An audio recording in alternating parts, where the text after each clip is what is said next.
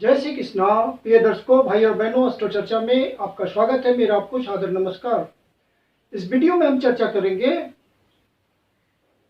किसी व्यक्ति का पुनर्विवाह अर्थात दूसरी शादी होगी या नहीं होगी, यह कैसे देखेंगे केपी एस्ट्रोलॉजी के मेथड से। केपी एस्ट्रोलॉजी के मेथड से यह देखना बहुत ही आसान होता है। यदि आपको केपी एस्ट्रोलॉजी का थोड़ा सा भी ज्ञान है तो आप फट से इसको देख सकते हैं कि व्यक्ति का पुनर्विवाह अर्थात दूसरी शादी होगी या नहीं होगी। इसके लिए आप बर्थ डिटेल्स लें और उसको किसी अच्छे केपी के सॉफ्टवेयर में डालें।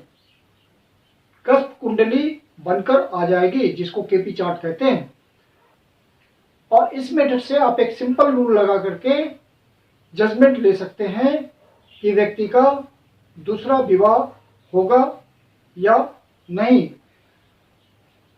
हम जानते हैं कि शादी के लिए कुंडली का 7वां भाव जिम्मेदार होता है।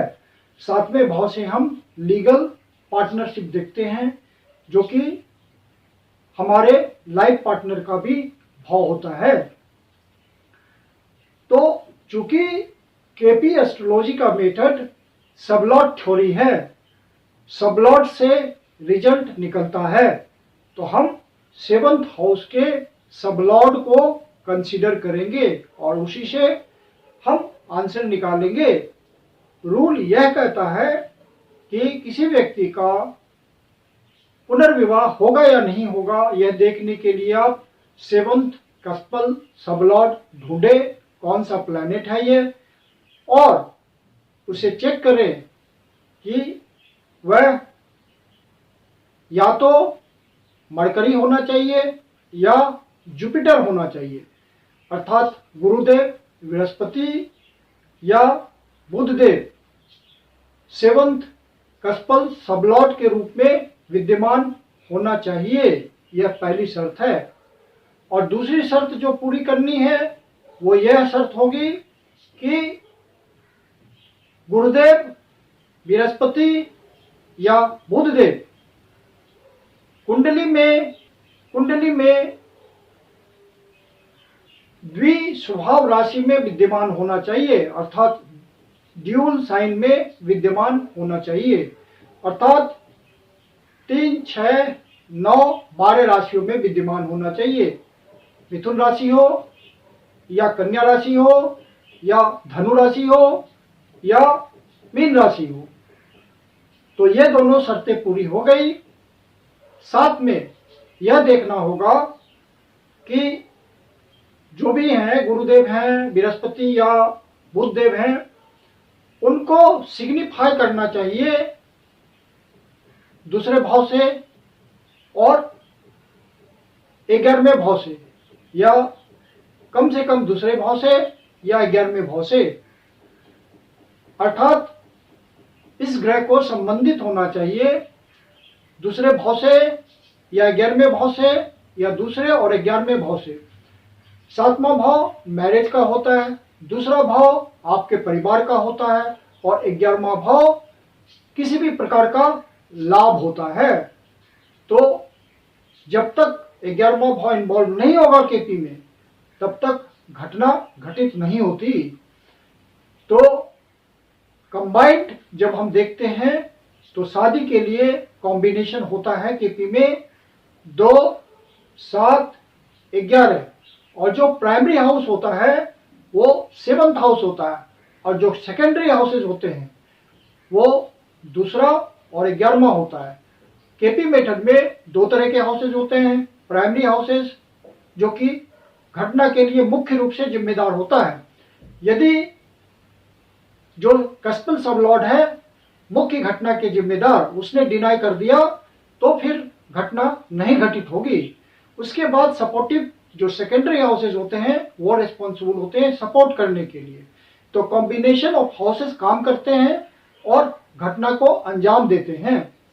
तो आपने देखा कंडीशन इस तरह से है कि 7th कस्पल सबलॉर्ड या तो जुपिटर हो जाए या मरकरी हो जाए, बुधदेव हो जाए या गुरुदेव बृहस्पति हो जाए, और इनको विराजमान होना चाहिए द्विस्वभाव राशि में, और साथ में दूसरे भाव और 11वें भाव को, या कम से कम दूसरा भाव या 11वें भाव को सिग्निफाई करना चाहिए, संबंध बनाना चाहिए।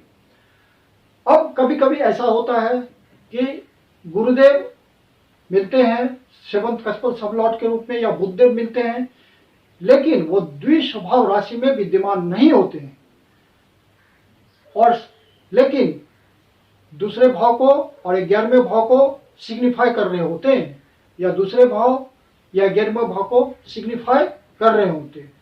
तो उस स्थिति में आपको एक और कंडीशन देखनी पड़ेगी। वो कंडीशन यह है कि आपके सेवंथ कस्पल सबलॉर्ड जो कि गुरुदेव बृहस्पति हैं या बुधदेव हैं, उनके जो नक्षत्र का स्वामी प्लैनेट होगा, अर्थात जो नक्षत्र स्वामी ग्रह होंगे, उनको द्विस्वभाव राशि में विद्यमान होना चाहिए। तो फिर शर्त पूरी हो जाती है सेकंड मैरिज की, पुनर्विवाह की। तो यहाँ हम एक बर्थ डाटा है हमारे पास हमारे क्लाइंट का, उससे हम आपको समझाते हैं कि बड़ी आसानी से ये कैसे लगता है। तो डेट ऑफ बर्थ है 6/4/1972, 6/4/1972। टाइम ऑफ बर्थ सुबह 6:01 का, और place of birth MONGHYR Munger. Seventh कस्पल sublord है यहाँ पे मरकरी, और इनका स्टार लॉर्ड है जुपिटर।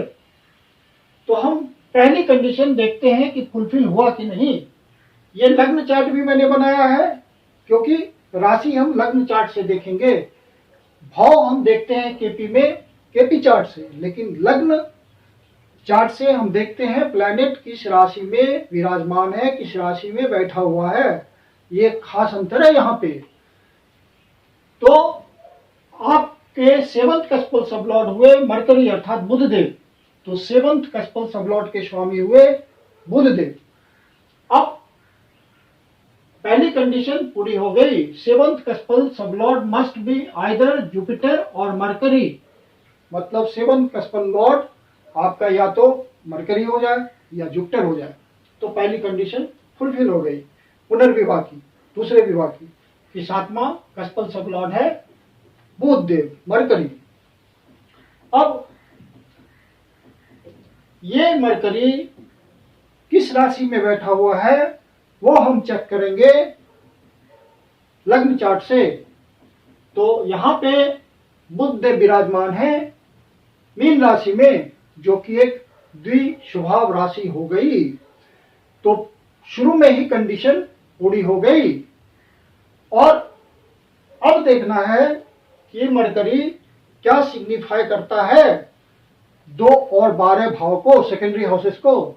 तो मरकरी सिग्निफाई कर रहा है दूसरे भाव को, चौथे भाव को, 11वें भाव को और 12वें भाव को। तो कंडीशन सेटिस्फाई हो गई 2 और 11 की। तो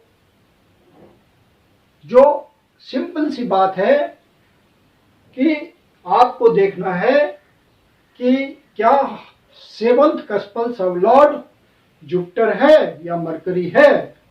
वो देख लिया आपने, है, डन। आगे बढ़िए, वो जुपिटर या मरकरी क्या द्विस्वभाव राशि में है, डन। और आगे बढ़िए, क्या वह दूसरे 11वें भाव से संबंधित है, या तो दूसरे भाव से संबंधित हो जाए या 11वें भाव से संबंधित हो जाए, और दोनों से संबंधित हो जाए। तो सब कंडीशन पूरी हो गई और व्यक्ति का पुनर्विवाह निश्चित है। हम इस बात पे नहीं जा रहे हैं कि व्यक्ति तलाक लेगा नहीं लेगा, हम सिर्फ पुनर्विवाह के पॉइंट पे सोच रहे हैं। तो कंडीशन पूरी हो गई। यदि गुरुदेव या बुधदेव द्विस्वभाव राशि में विद्यमान नहीं है, लेकिन 2-11 को संबंधित है, तो हम फिर चेक करेंगे उनके जो नक्षत्र स्वामी हैं वो क्या द्विस्वभाव राशि में बैठे हुए हैं। यदि उनका नक्षत्र स्वामी ग्रह द्विस्वभाव राशि में विद्यमान है तो कंडीशन पूरी हो गई, क्योंकि वो 2-11 भाव से संबंध ऑलरेडी बना रहे हैं। तो बहुत सिंपल सा सिद्धांत है पुनर्विवाह देखने का कि व्यक्ति की दूसरी शादी होगी कि नहीं होगी, और आप आराम से चेक कर सकते हैं इस मेथड से बहुत ही रिलैक्स होकर के। तो केपी एस्ट्रोलॉजी खूबसूरती से बहुत सिंपल तरीके से आपको इवेंट बता देगी, और लेकिन इसमें एक शर्त होती है कि जो आपके पास बर्थ डिटेल्स है, टाइम है, वो एक्यूरेट होना चाहिए, अन्यथा सब लॉट चेंज कर जाएगा, आपको रिजल्ट नहीं मिलेगा। यदि वीडियो अच्छा लगा तो इसको लाइक करें, अपने परिचित जनों को शेयर करें, और यदि एस्ट्रो चर्चा चैनल पर पहली बार आए हैं या अभी तक सब्सक्राइब नहीं किया है तो आपसे विनम्र निवेदन है कि इसको सब्सक्राइब कर लें और बेल आइकन को प्रेस कर दें ताकि आपको प्रॉपर नोटिफिकेशन मिलता रहे। और यदि आपके जीवन की कोई समस्या है जिसका समाधान आप मुझसे चाहते हैं तो पर्सनल कंसल्टेशन ले सकते हैं। मेरी अपनी कंसल्टेशन शुल्क होती है। कंसल्टेशन के लिए बुकिंग कर सकते हैं। बुकिंग के लिए व्हाट्सएप नंबर है 9891644517। धन्यवाद।